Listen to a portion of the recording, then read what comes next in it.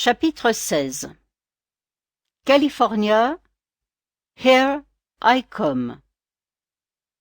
Citation de Jean Cocteau.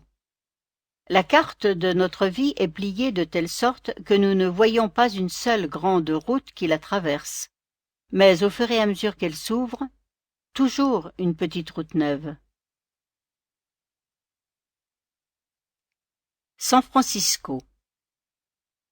La lumière, la douceur, le vent léger, un ciel qu'on dirait printanier, une chanson des Beach Boys dans l'autoradio, et la grisaille parisienne qui n'est plus qu'un mauvais souvenir. Au volant d'un roadster de location, Martin dévalait les rues en pente raide bordées de maisons victoriennes qui ondulaient comme des montagnes russes. On avait beau être à 2 jours de Noël, le soleil inondait la ville et on sentait que la mer était là toute proche comme au bord de la Méditerranée.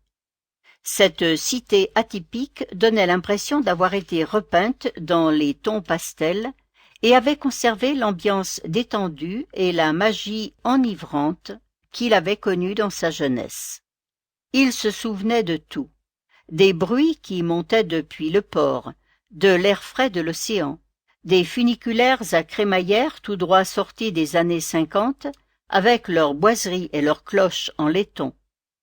Il dépassa un bus électrique qui arborait un drapeau pro-Obama, puis il aperçut la baie turquoise, entourée de collines, alors qu'il descendait vers la marina. Pour la première fois de sa vie, il traversa en voiture les 2 kilomètres du Golden Gate, admirant dans son rétroviseur la vue de la ville baignée par la baie. Il suivit ensuite les virages serrés de la petite route qui menait à Sausalito. Les maisons luxueuses, construites à flanc de collines, avaient depuis longtemps remplacé les habitations de fortune des premiers hippies, mais dans ce cadre somptueux, Martin ne pensait qu'à une chose. Il allait revoir Gabrielle. Leur histoire avait commencé ici, sous le soleil de l'été 1995. Elle avait failli se terminer une nuit de Noël dans le froid et la douleur d'un bar de Manhattan. 13 ans plus tard, le destin venait de rebattre les cartes pour leur offrir une partie qu'aucun des deux n'attendait plus. « Putain de bordel de merde !» jura Gabriel en refermant sa trousse à outils. « Le carburateur est encore déréglé. » Perchée sur le moteur de son hydravion, elle sauta sur la terre ferme avec une agilité féline. « Ce n'est pas grave, » la consola Sonny. « On va réparer. »« Avec toi, rien n'est jamais grave. Et mes factures, je les paie comment si je ne peux plus transporter de clients ?»« On a toujours le Cessna. 3 places au lieu de 6, c'est la moitié de la recette qui part en fumée. » Elle posa ses poings sur les hanches et resta un moment à contempler l'objet de son tourment. La Croix du Sud, un antique Latécoère 28, un élégant hydravion monomoteur en cèdre verni et entoilé. Avec sa couleur bordeaux rehaussée de liseré jaune qui brillait de 1000 feux, l'avion était sublime et attirait l'attention de tous les promeneurs. À première vue, l'engin aurait eu davantage sa place dans un musée que sur un plan d'eau. Mais Gabriel l'avait parfaitement restauré, y passant ses week-ends et y engloutissant une bonne partie de ses économies. Avec son boathouse et sa vieille Mustang, c'était le seul héritage qui lui venait de sa mère, et elle y tenait comme à la prunelle de ses yeux. La jeune femme vérifia les nœuds de marin qui arrimaient l'appareil au ponton et regagna la petite cabane en rondin dans laquelle Sonny s'occupait des réservations et vendait des glaces et des boissons aux promeneurs. L'extrémité du golfe ressemblait à un lac entouré d'une forêt de pins. En cette fin d'après-midi, la lumière était douce, l'air pur et le bleu limpide du ciel se reflétaient en frémissant sur la surface de l'eau. Gabrielle travaillait dans ce petit parc naturel depuis 10 ans. Après bien des démarches, elle avait fini par obtenir l'autorisation d'exploiter ces 2 hydravions pour proposer aux touristes un survol inoubliable au-dessus de la baie. Sonny, un ancien hippie, la secondait dans sa tâche. Il avait depuis longtemps passé l'âge de la retraite, mais avec ses tenues bariolées, sa queue de cheval et ses tatouages vieux d'un demi-siècle, il assurait le spectacle en racontant aux touristes ses souvenirs du Summer of Love et du San Francisco mythique des années 60. En été, le lac était envahi par les baigneurs, les kayaks, les planches à voile et les jet-skis. Mais en cet après-midi d'hiver, un calme bucolique régnait sur le plan d'eau où hérons, cormorans et flamants roses vivaient en bonne entente. Gabrielle avança, la mine soucieuse, vers la buvette. Sonny lui tendit une petite bouteille d'eau minérale qu'elle but à même le goulot. « Un souci avec le zinc ?» Elle se tourna vers la voix qui l'interpellait. L'homme était accoudé au comptoir, sirotant une Corona glacée, un casque de moto posé à côté de lui. Il avait la soixantaine, des cheveux noirs en bataille, une barbe de 3 jours et une élégance décontractée. Jean et col roulé noir, veste sportive en tweed. Ni le genre pépère, ni le genre vieux beau. Pas le genre non plus à avoir des implants. Et peut-être n'en était-il même pas encore au Viagra. « C'est le moteur qui fait des siennes ?»« Ouais, » répondit-elle en s'asseyant sur le tabouret à côté de lui. Il leva la bouteille dans sa direction comme pour trinquer à sa santé. Elle décida d'entrer dans son jeu. « Tu me sers une bière, Sonny ? C'est monsieur qui m'invite. » C'était sa règle numéro 1. Dès le départ, aller plus vite qu'eux, les prendre de court pour juger leur réaction, les voir sauter sur l'appât et se discréditer ou gagner le droit de rester dans la course. Il esquissa à peine un sourire et se présenta. « Je m'appelle Archibald. » Gabrielle. À son tour, elle leva sa bouteille de Corona dans sa direction et, avant d'en boire une gorgée, croqua dans le quartier de citron vert. Elle sentit son regard sur elle et leva les yeux. Il ne regardait ni ses seins, ni son cul, ni sa bouche, seulement ses yeux. Une vraie tendresse transparaissait dans son visage. Pas une tendresse de grand-père, ni celle du mari qui aime encore sa femme mais ne la touche plus. Non, c'était différent. Une vraie tendresse d'homme, quelque chose qu'elle n'avait pas vu souvent ces derniers temps. Elle repensait parfois à ses cours de philo sur le langage. « C'est dans les mots que nous pensons, » disait Hegel, « car le mot donne à la pensée son existence la plus haute et la plus vraie. » Pourtant, de plus en plus, les mots sonnaient creux dans la bouche des hommes qui l'approchaient. La plupart lui sortaient le même baratin, les mêmes codes, les mêmes rendez-vous foireux, les mêmes textos laconiques, creux et sans imagination. Alors elle se raccrochait à l'ineffable, les gestes, le regard, les expressions du visage, les postures.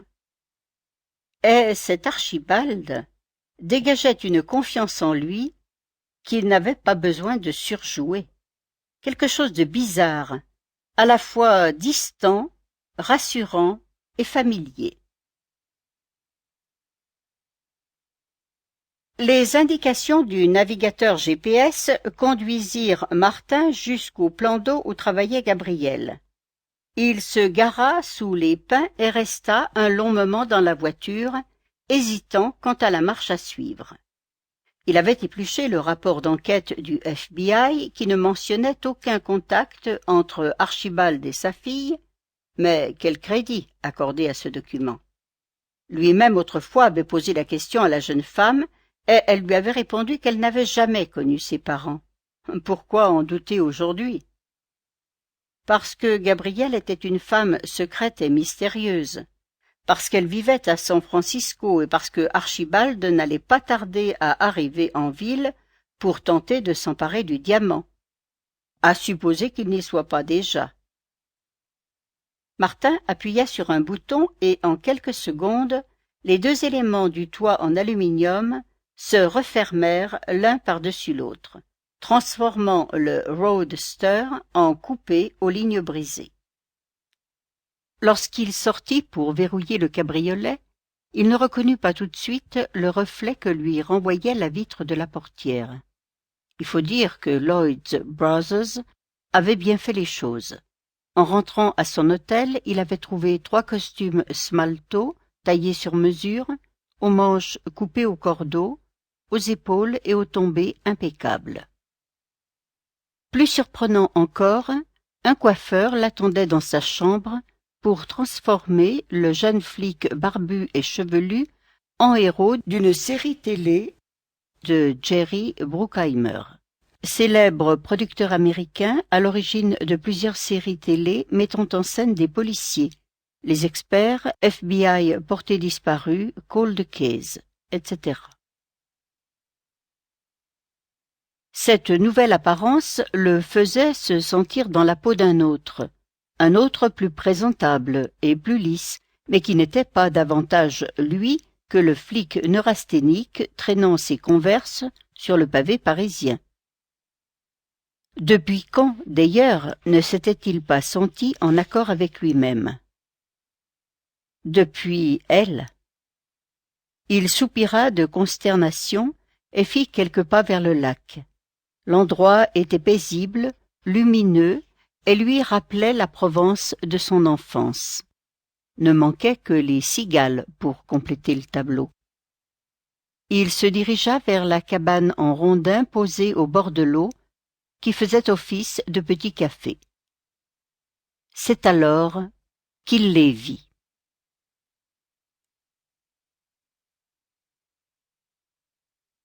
« Vous voulez que je jette un coup d'œil au moteur ?» demanda Archibald d'une voix engageante. « Vous êtes mécano ?»« Pas vraiment, je travaille dans le milieu de l'art. »« Alors je crois que ça ne servirait à rien, » répondit Gabriel en laissant échapper un sourire. « C'est une mécanique très capricieuse, un très vieil avion. »« Oui, je sais, un Late 28-3. » Gabriel haussa un sourcil à la fois surprise et méfiante. Archibald se fit plus technique. « Le moteur, ce n'est pas l'Hispano original, n'est-ce pas? Vous l'avez remplacé par quoi? »« Un Chevrolet. »« Un 640 chevaux? » ?»« Oui, c'est ça. » Cette fois, plus de doute. Ce gars s'y connaissait drôlement en mécanique. « Je peux aller jeter un coup d'œil ?» Dans une dernière tentative, elle montra ses mains pleines de cambouis. « Vous allez vous en mettre partout. » Mais déjà Archibald enlevait sa veste et retroussait les manches de son col roulé. « C'est vous qui l'aurez voulu après tout, » fit-elle souriante en lui tendant la boîte à outils. Amusée, elle le suivit jusqu'au ponton où il se hissa sur le fuselage de l'hydravion comme s'il avait fait ça toute sa vie. « Qu'est-ce que vous m'accordez si j'arrive à le réparer ?» demanda-t-il en ouvrant le capot. « Un dîner ?» Elle battit plusieurs fois des paupières, son cœur s'accéléra. Douche froide. Elle savait qu'elle avait ce truc en elle, ce truc qui plaisait aux mecs, qui leur faisait croire que c'était possible avec elle et qui les incitait à tenter leur chance. Tous y venaient, avec plus ou moins de subtilité, et celui-ci n'était pas différent des autres. Ne pas lui montrer son trouble ni sa déception, faire semblant de s'en amuser. Alors nous y voilà. On se donne des airs de gentleman, mais on en revient toujours à ça, n'est-ce pas? Un petit dîner, un petit verre, une petite baise. Archibald fit comme s'il n'avait rien entendu. Elle insista. « Finalement, vous êtes pareil que les autres. »« Peut-être, » admit-il, en levant le nez de son moteur. « Mais peut-être pas. »« Ok, » le défia-t-elle. « Un dîner, si vous réussissez à réparer le moteur. » Le cœur battant, Martin se réfugia dans le cabriolet. Fébrile, il ouvrit la boîte à gants pour attraper le Glock 19 Parabellum que lui avait remis mademoiselle O. La Coréenne avait tenu parole, lui fournissant une arme et une accréditation visée par le bureau. Dans un compartiment, il trouva également une torche, une fusée de détresse, un couteau de chasse et une paire de jumelles. Il s'empara des binoculaires et regarda en direction du lac. Gabrielle discutait avec son père. Elle portait un long pull torsadé à grosses côtes sur un jean élimé qui retombait sur ses bottes. Martin sentit que ses mains tremblaient légèrement.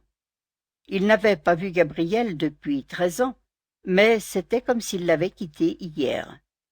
Comme autrefois, ses cheveux châtain clair, presque blonds, cachaient souvent ses yeux, sans qu'elle prenne la peine de les balayer. La lumière tombante mettait en valeur l'harmonie de son visage, faisant rayonner quelque chose en elle qui s'éteignit brusquement. Martin comprit alors que ni le temps ni la distance n'avaient tempéré son amour. Mais un amour qui vous fait souffrir à en crever, est-il vraiment un amour? Le moteur de l'hydravion toussa, sembla s'étouffer comme s'il avait avalé un boulon de travers, puis reprit son souffle, avant de pétarader, puis de ronronner. Sans triomphalisme, Archibald descendit prudemment de l'hydravion et s'essuya les mains à un chiffon. Le problème ne venait pas du carburateur, mais de l'une des culasses. Même si ça va tenir encore un moment, il faudra penser à les changer. Il remit sa veste, réajusta son pull et se tourna vers Gabrielle en souriant. Pour le restaurant, c'était une boutade, bien sûr. Enfin, sauf si vous insistez. Déstabilisée, elle eut une brève hésitation. Elle avait envie de prolonger ce moment, envie de connaître cet homme davantage, mais elle préféra ne pas montrer son intérêt. « Non, je n'insiste pas. » Archibald accepta le verdict. Il attrapa son casque et la salua. « Au revoir, Gabrielle. »« Au revoir. » Il s'éloigna de la cabane en rondin pour rejoindre l'aire de stationnement. À présent, elle ne voulait pas qu'il parte. Elle avait envie de l'écouter parce que ses mots lui faisaient du bien. Elle avait envie de savoir ce qui la troublait en lui. Elle avait envie, mais elle n'osa pas. Il avait déjà enfourché sa grosse cylindrée lorsqu'il l'interpella. « Finalement, vous n'acceptez de sortir qu'avec les hommes qui ne vous plaisent pas, c'est ça ?»« Oui, » répondit-elle dans un souffle. « Pourquoi ?»« Parce que les autres, j'ai peur de les perdre, » admit Gabrielle. Elle avait renoncé à lutter. Elle savait qu'il lisait en elle comme dans un livre. Il avait découvert la faille, l'abîme, la honte, l'écorce qui saigne, la profondeur des blessures, la mâchoire qui lui dévorait le ventre. Il enfila son casque, en releva la visière et la regarda une dernière fois. Elle avait les yeux vifs et brillants, comme si elle avait pleuré. Debout, au milieu du ponton, elle se sentait vulnérable et donnait l'impression que le vent pouvait l'emporter comme une feuille. Quelque chose se jouait entre eux. Ce n'était pas de la séduction, ce n'était pas du désir, mais ça avait la force de l'évidence. Archibald pressa sur le démarreur et la 4 cylindres se mit en branle. Il passait le premier rapport lorsque Gabrielle le rejoignit en courant et grimpa derrière lui sur la selle. Il la sentit s'agripper à sa taille et poser la tête sur son épaule. Alors Archibald accéléra et la moto se fondit dans le soleil couchant.